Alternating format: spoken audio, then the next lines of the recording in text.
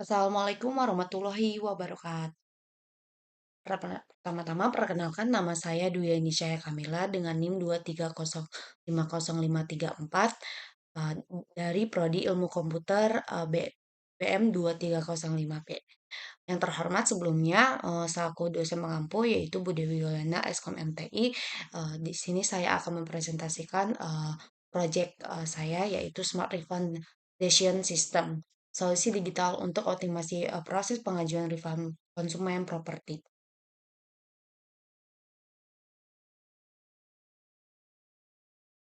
Yang pertama yaitu latar belakang, yaitu adalah proses pengajuan refund pada perusahaan properti masih banyak dilakukan secara manual. Kondisi ini menyebabkan proses administrasi menjadi kurang dan efisien, membutuhkan waktu yang lebih lama, serta berpotensi menimbulkan kesalahan dalam pengolahan data. Permasalahannya ya, yaitu ada di konsumen, konsumen sulit mengajukan refund secara manual, harus menyerahkan dokumen secara fisik ke kantor proyek, dan juga sulit memantau perkembangan pengajuan. Proses persetujuan membutuhkan waktu yang lama. Dan di sisi admin, yaitu verifikasi dokumen dilakukan masih satu persatu, perhitungan nilai refund masih secara manual, resiko kehilangan kerusakan dokumen, sulitnya memantau seluruh pengajuan, serta potensi human error dalam proses administrasi dan pengambilan keputusan. Nah, Smart Refund Decision System, aplikasi berbasis web mengoptimasi proses pengajuan refund mulai dari pendaftaran hingga pencairan dana. Tujuannya mempermudah konsumen, mempercepat proses verifikasi, mengurangi human error dan digital dokumen, serta mengoptimalisasi nilai refund. Nah, teknologi yang digunakan apa aja sih? Yaitu ada backend, framework, front-end, database, database server, CloudStorm, authentication, QR code, password, security, dan hosting. Teknologinya yaitu kita pakai Python, Flash, HTML, CSS Bootstrap, SQL Alchemy, Prostack SQL, Subbase Launch, Flash Login, Python QR, hashing, sama Reader Railwell. Nah, arsitektur sistemnya sendiri yaitu ada konsumen nanti login ke sistem, lalu masuk ke dashboard, terus dia mengajukan refund, kemudian mengupload dokumen. Di database nanti akan masuk ke database, lalu AI akan menganalisis, admin akan mereview, dan finance akan mempersetujui pembayaran atau proses pencairan dana, lalu akan muncul output yaitu apa? PDF surat keputusan refund. Nah, cara kerja mesin analisisnya yaitu multi-faktor analisis engine. Sistem ini dilakukan penilaian otomatis berdasarkan 5 faktor, yaitu ada apa aja sih? Status pembayaran, lamanya cicilan, waktu sejak beli, alasan refund, dan rasio. Di sini ada berikut adalah samping bobotnya. Selanjutnya fitur-fiturnya ada apa aja sih? Tadi yang pertama ada login, lalu konsumen akan ke dashboard konsumen, menampilkan ringkasan informasi seputar pengajuan refund, memantau status pengajuan refund secara real time, terus menampilkan estimasi dana refund dan riwayat pengajuannya, sehingga mempermudah konsumen untuk mengajukan refund secara digital. Nah, form pengajuan refundnya itu bisa secara online, pengisiannya dilakukan bertahap dan berstruktur menggunakan decision tree, mendukung unggahan dokumen bersyarat seperti kwitansi. Sistem akan memvalidasi data sebelum diproses. Nah, fitur aplikasinya untuk admin yaitu admin bisa masuk ke dashboard, itu menampilkan seluruh ringkasan konsumen pengajuan refund. Dia juga bisa memantau status sama statis pengajuan refund secara real time. Terus juga membantu memonitoring pengolahan data.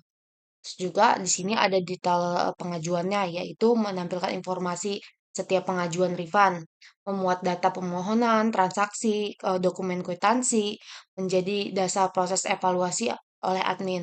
Nah, di sini adalah ada dashboard verifikasi pengajuannya, yaitu dia itu bisa memeriksa kelengkapan data, dokumen, menampilkan hasil analisis sebagai bahan pertimbangan, mendukung proses persetujuan penolakan pengajuan. Nah, setelah sudah proses refund sudah, akhirnya output sistemnya yaitu akan menghasilkan secara otomatis data pengajuan yang berhasil diproses. Seluruh informasi akan ditampilkan setelah datanya diinput oleh konsumen dan hasil verifikasi sistem sehingga tidak memerlukan pengisian secara manual ditulis dan dokumen ini dapat dicetak maupun diunduh dalam format PDF sebagai arsip dan bukti pengajuan refund. Ini contoh output sistemnya. Kesimpulannya yaitu Smart Refundation System berhasil memberikan solusi digital terhadap proses refund sebelumnya yang dilakukan secara manual. Melalui penerapan multifactor analysis engine, sistem mampu memberikan rekomendasi keputusan refund secara otomatis berdasarkan parameter yang telah ditentukan.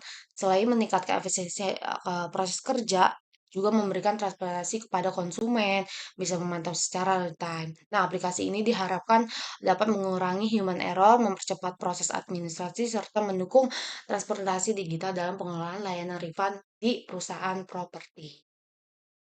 Cukup sekian presentasi dari saya. Saya akan menunjukkan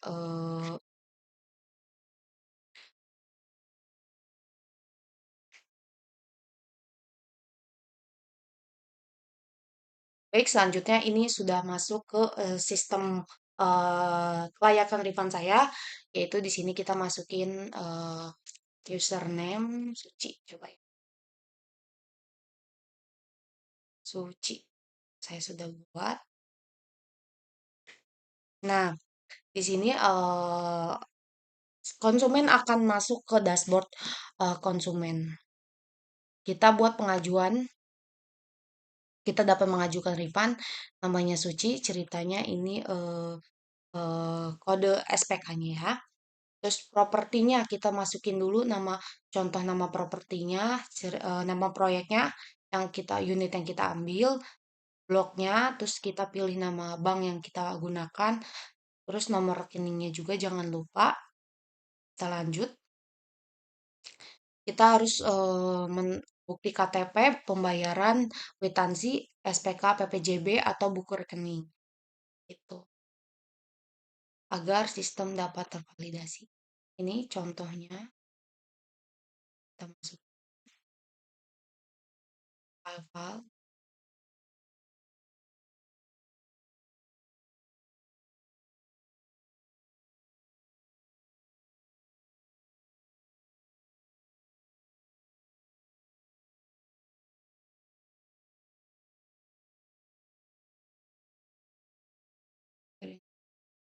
Saya masuk. Ini hanya contoh. Nah, mulai pembuliannya tuh sejak kapan? Ceritanya di tahun 2024, bulan Juni ya. Iya. Eh, bentar, clear ya. Februari, 2000. Harga jual unitnya itu misalkan 25 juta. Total yang udah di store itu kita nilai 34 juta ya. 6. Nah, tuh sudah kelihatan ada ringkasan live-nya. Terus statusnya belum lunas ya, masih dicicil. Durasi cicilnya ceritanya sampai 15 tahun. Alasan refund karena tidak sanggup melanjutkan cicilan. Kelengkapan formnya kita kirim. Ini kita cek dulu. Oke, baik. Kita kirim pengajuannya. Nah, pengajuannya sudah dikirim. Kita akan coba ke dashboard admin.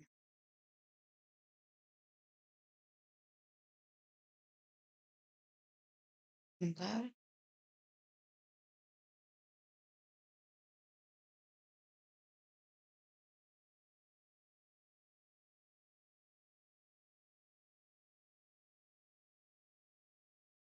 Baik, kita akan ke dashboard admin, login.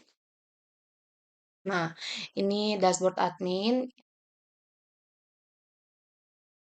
Nah, ini yang kita input tadi. Menunggu di review, mari kita verifikasi.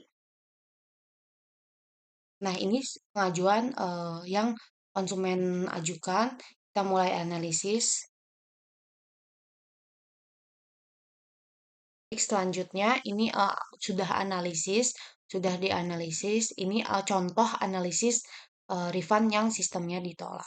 Karena di sini ada beberapa penjelasan alasan refund tidak mampu bayar ini cukup kecil, makanya ditolak skornya. Keputusan refundnya akan ditolak. Kita bisa simpan. Selanjutnya saya akan menunjukkan contoh refund yang disetujui. Ini juga sama. Nah, jika disetujui seperti apa sih bobotnya? Nah, alasan refund, 100% status pembayaran, disetujui bersyarat, estimasi pencairannya sebesar 73 juta di sini. Di sini sudah ada ringkasan keuangannya.